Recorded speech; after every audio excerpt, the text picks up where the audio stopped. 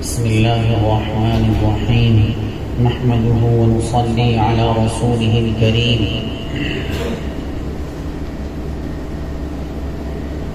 میرے عزیزو، اس محبوب حقیقی کا ہمارے اوپر اتنا کرم ہے، اس محبوب حقیقی نے اتنا کرم کیا کہ اس کا حق ادا نہیں ہو سکتا۔ ہم اس محبوب حقیقی کے قربان جائیں کہ اس نے ہمیں تمام غلاظتوں سے نکال کر، تمام ناپاکیوں سے نکال کر، کفر و شرک کی ظلمات سے نکال کر، اس محبوب حقیقی نے ہمیں اپنے قرب کی انس کی، اپنے معیت کی، اپنے درد کی دولت سے مالا مال کیا۔ اس محبوب حقیقی نے ہمیں اپنے قرب کی انس کی، اپنے معیت کی، اپنے درد کی دولت سے مالا مال کیا۔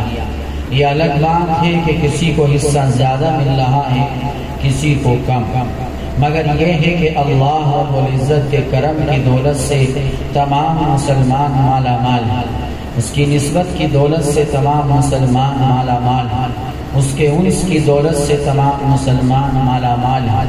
الحمدللہ علی ذالک۔ کیونکہ جب کوئی مسلمان پریشان ہوتا ہے تو وضو کر کے مسجد میں وحدہ لا شریک کے سامنے کھڑا ہو کر سکون اور قرار حاصل کرتا ہے۔ جب سب جگہوں سے مایوس ہو جاتا ہے، سب جگہوں سے ہٹ جاتا ہے، تو اپنے محبوب کے سامنے کھڑا ہو جاتا ہے۔ کبھی رات کو گرم گرم نرم نرم بسترا چھوڑ کر اپنے محبوب کے سامنے جا کر کھڑا ہوتا ہے۔ اگر کہیں اس کو سکون نہیں ملتا ہے تو مسجد میں جا کر مل جاتا ہے۔ اگر کہیں اس کے دل کا بوجھ ختم نہیں ہوتا ہے تو وحدہ لا شریک کے سامنے آنسو بہا لینے سے اس کا بوجھ ختم ہو جاتا ہے۔ دوسرے لوگ جن کو ایمان کی دولت میسر نہیں ہے، ان کو یہ نعمتیں حاصل نہیں ہیں، ان کا رونا تو ان کے لیے اور زیادہ بے چینی اور بے قراری پیدا کر دیتا ہے۔ مگر اس محبوب حقیقی قربان جائیں جو کسی نہ کسی طریقے سے کبھی خوشی کے موقع پر، کبھی غم کے موقع پر، کبھی اپنے قرب کے موقع پر، کبھی اپنی دوری کے موقع پر کسی نہ کسی چیز کی چاشنی نصیب فرما دیتا ہے۔ الحمدللہ آپ لوگ یہاں بیٹھے ہیں، میرے پاس کوئی بریانی یا کوئی مٹھاس نہیں ہے، ہاں مگر اس محبوب حقیقی کا پیارا نام، اس محبوب حقیقی کے انمول باتوں میں وہ مٹھاس ہے جو تمام مٹھائیوں سے زیادہ مٹھاس والی۔ اے میرے عزیزوں، اس کی غرض سے آپ لوگ یہاں آتے ہیں تو اپنے گھر کی بریانی بھول جاتے ہیں، اپنے گھر کا عیش و آرام بھول جاتے ہیں، اپنے محبوب کی پیاری باتیں سننے کے لیے آپ لوگ یہاں آ جاتے ہیں۔ یہ بھی اسی کا ایک حصہ ہے، اس کے انس کا، اس کی معیت کا، اس کے قرب کا، اس کے در کا ایک حصہ ہے۔ یہ بات الگ ہے کہ کسی کو زیادہ اور کسی کو کم حاصل ہے، مگر الحمدللہ کچھ نہ کچھ حصہ مٹھاس کا، اس کے درد کے انعامات کا ضرور مل جاتا ہے۔ اور جن کو اس سے کوئی حصہ حاصل نہیں ہے، اگر غور کیا جائے تو سب سے بڑے خسارے میں وہی لوگ ہیں جن کو غیر چیزوں کا قرب ہے، جن کو غیر چیزوں کی محبت ہے۔ صحیح معنی میں وہی خسارے والے ہیں، وہی نقصان اٹھانے والے ہیں۔ ایک انسان اللہ کی عبادت میں لگ گیا، نوافل پڑھتا رہا، بہت بڑے فائدے میں رہا۔ ایک انسان سو گیا، وہ نہ فائدے میں رہا نہ نقصان۔ اور ایک انسان کسی گناہ کے اندر الجھ گیا، سب سے بڑے خسارے والے یہی ہیں کہ ان کو غیر کی صحبتیں، اللہ رب العزت کی ذات کے علاوہ دوسری چیزوں سے محبت ہے اور ان کے لیے جمع ہوتے ہیں۔ سب سے بڑی ناپاک مجلسیں، سب سے زیادہ ناپاک محفلیں، سب سے زیادہ ناپاک جگہیں وہ ہیں جہاں پر اللہ رب العزت کی ذات کو چھوڑ کر کسی اور چیز کا ذکر و فکر کیا جائے۔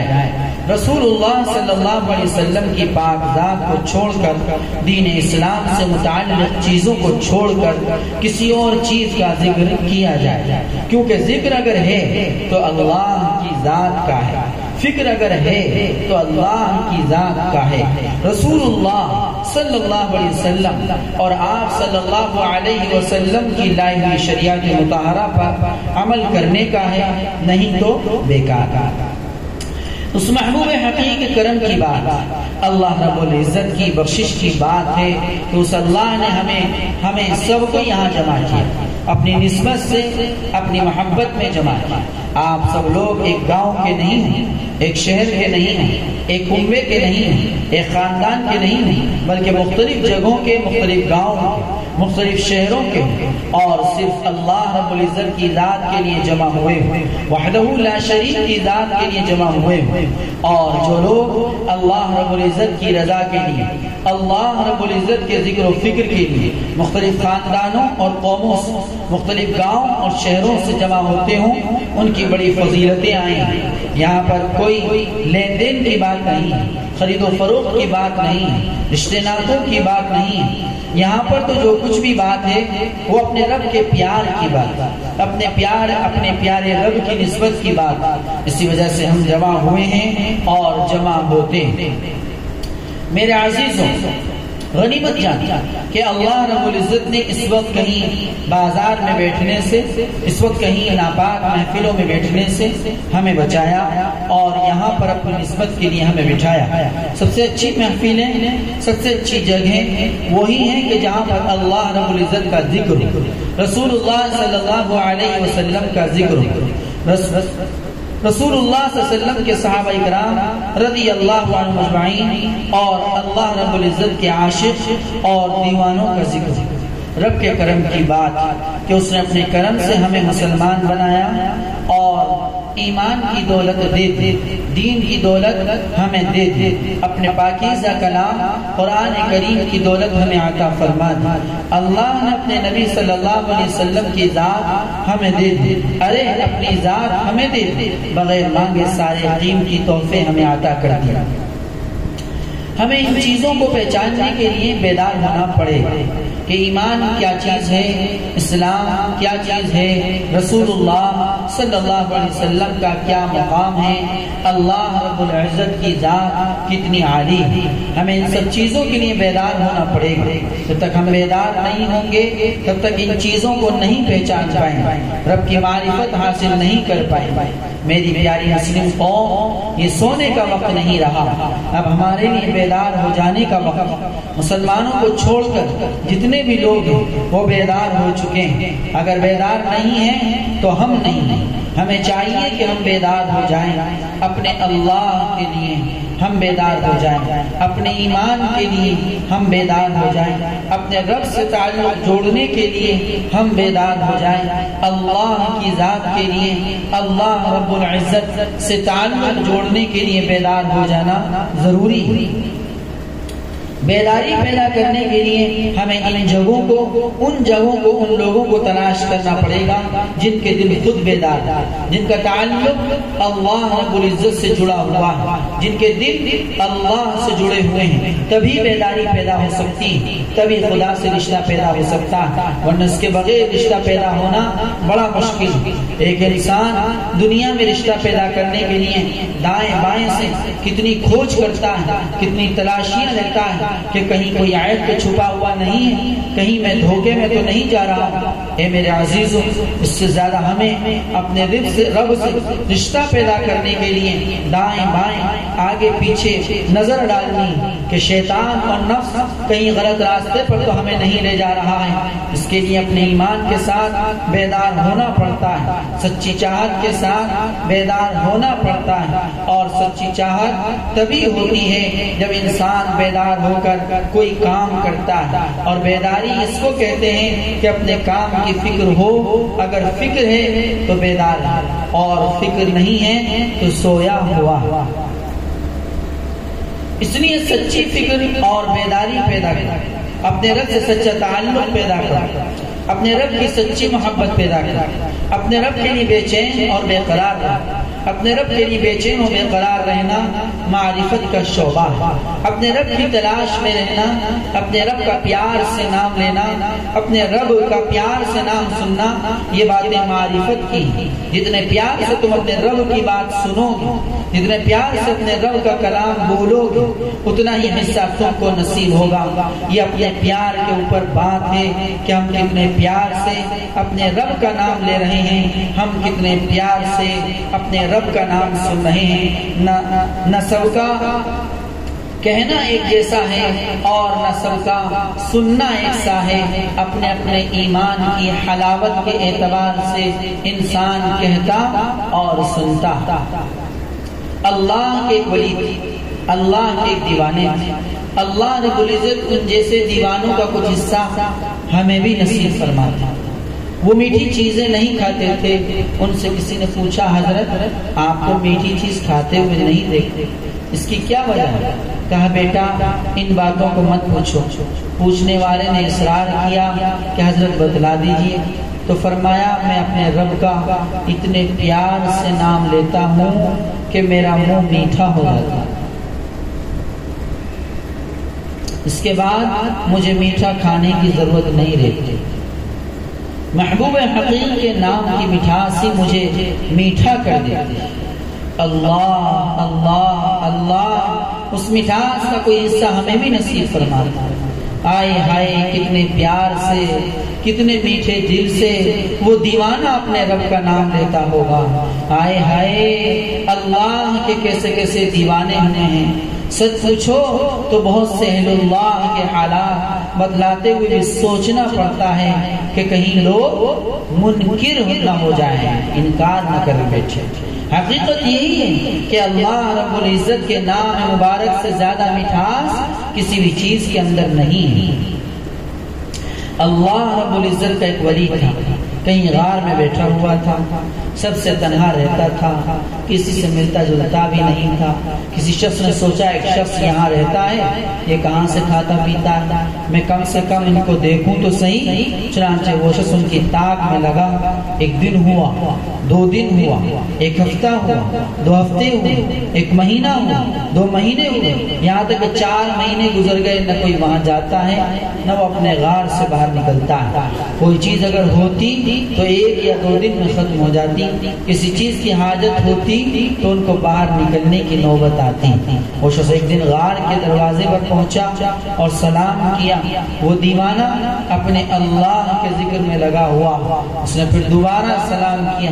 وہ مستانہ اپنے رب کے ساتھ مست تھے، اس نے پھر تیسری بار سلام کیا تو اس اللہ کے ولی نے کہا بھائی میں تمہارے سلام کو سمجھ رہا ہوں، جو خدا تم کو یہاں تک لایا ہے وہی خدا میرا پیٹ اپنے آپ بھر دیتا ہے، مجھے خود کسی چیز کے کھانے کی ضرورت نہیں پڑتی ہے۔ میں اپنے رب کا جو نام لیتا ہوں، اپنے رب کا ذکر کر کے ہی میں سیر ہو جاتا ہوں۔ میں سمجھتا ہوں میں نے اپنے محبوب کا نام لے لیا، اب مجھے کسی چیز کی گنجائش نہیں ہے۔ اپنے رب کے ذکر کی برکت سے نہ مجھے بھوک لگتی ہے اور نہ مجھے پیاس لگتی ہے، اور جب بھوک نہیں لگتی، پیاس نہیں لگتی اور اس کی وجہ سے کھانا پینا بند ہے تو پیشاب پخانے کی بھی ضرورت نہیں پڑتی ہے۔ اللہ اکبر، کیسے ہیں وہ اللہ کے دیوانے۔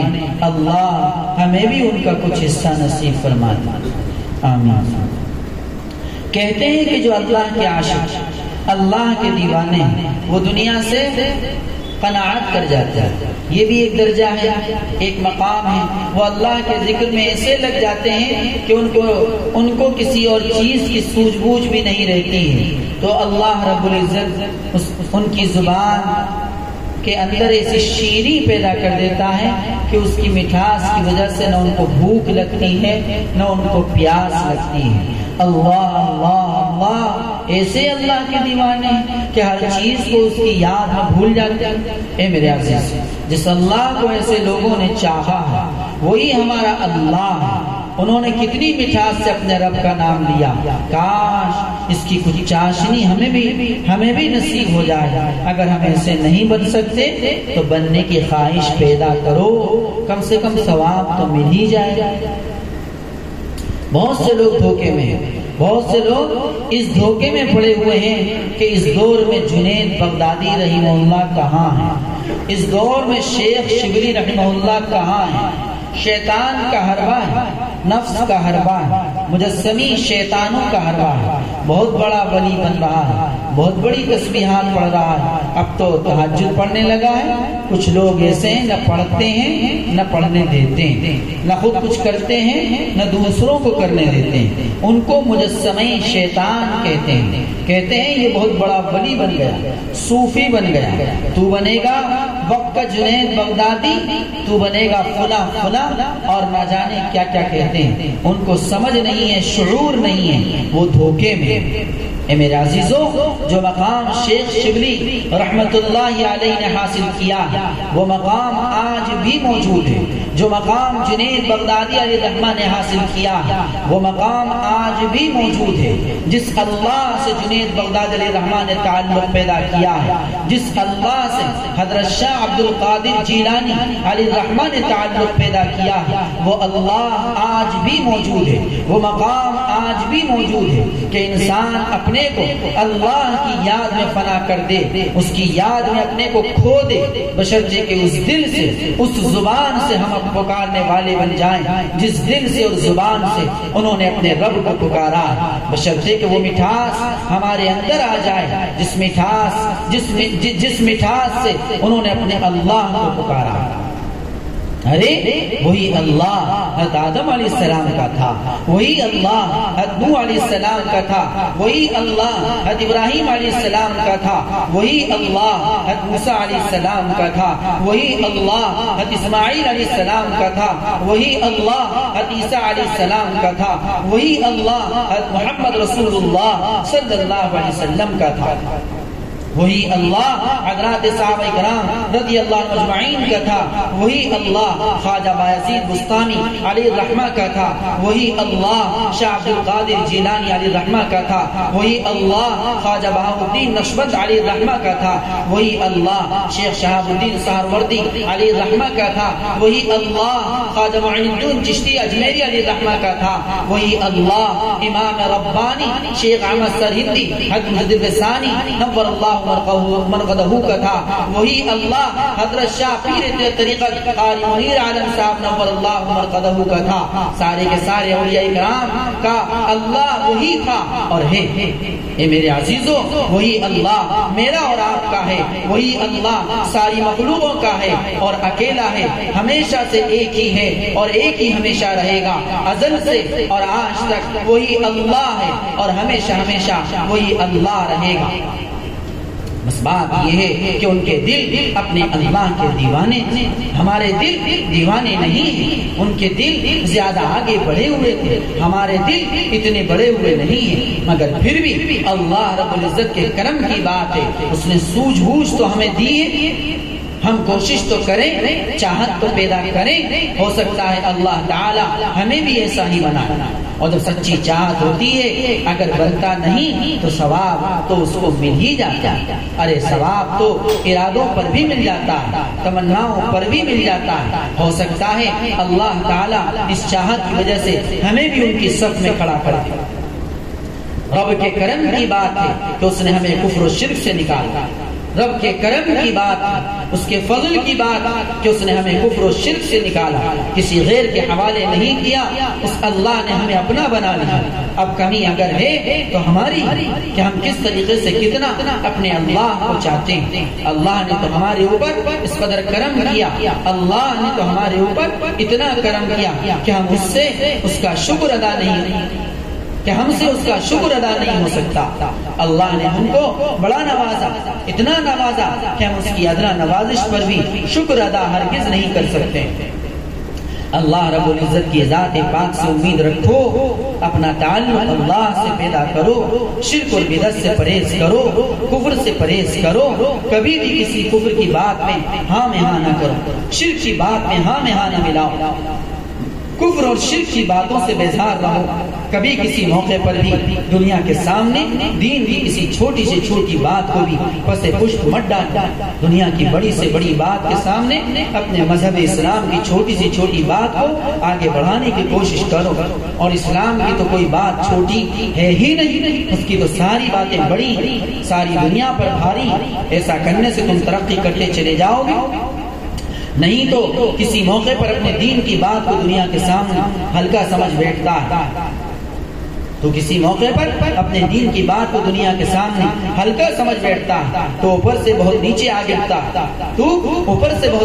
گرتا اس کی نحوست سے سالہ سال کی محنتیں بیکار ہو جاتی، اس کے ایمان کی شاخیں ٹوٹ جاتی، اعلیٰ درجے سے ادنا درجے میں پہنچ جاتا۔ اس لیے کبھی بھی کسی موقع پر بھی دین کے سامنے دنیا کو ترجیح نہ دو، ہر وقت اور ہر جگہ اپنے مذہب کو، اپنے دین اسلام کو ترجیح دینے کی کوشش کرو اور اپنے مذہب پر ثابت قدم رہو، اور یہ سمجھو کہ ہمارے مذہب سے اچھا دنیا میں کوئی مذہب نہیں، اور ہے بھی یہی بات کہ دین اسلام سے بڑھ کر، دین اسلام سے اچھا کوئی مذہب نہیں ہے۔ اللہ رب العزت نے اس دین اسلام کو سب کے لیے پسند فرمایا ہے، بس ہماری پسند بھی ہمارا دین ہونا چاہیے۔ فخر کرو اس چیز پر کہ اللہ نے ہمیں دین محمد صلی اللہ علیہ وسلم عطا کیا، شریعت محمد صلی اللہ علیہ وسلم ہم کو عطا کی۔ دنیا میں کوئی مذہب ایسا نہیں، دنیا میں کوئی کتاب ایسی نہیں، دنیا میں کوئی رہبر ایسا نہیں کہ جیسا رہبر، جیسی کتاب، جیسا دین ہمارا۔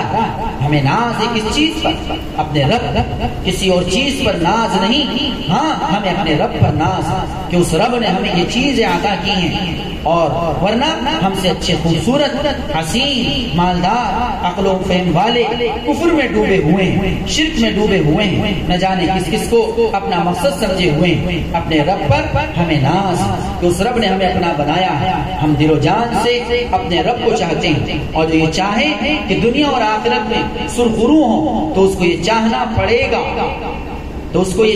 پڑے گا کہ ہمارے رب سے اچھی کوئی چیز نہیں۔ ہم اپنے رب کے دیوانے، ہر وقت اپنے رب کو ملحوظ رکھیں، اپنے نبی صلی اللہ علیہ وسلم کی مبارک سنتوں پر ہم مر مٹیں۔ اللہ تبارک و تعالی عمل کی توفیق عطا فرمائے۔ وآخر دعوانا الحمد للہ رب العالمین۔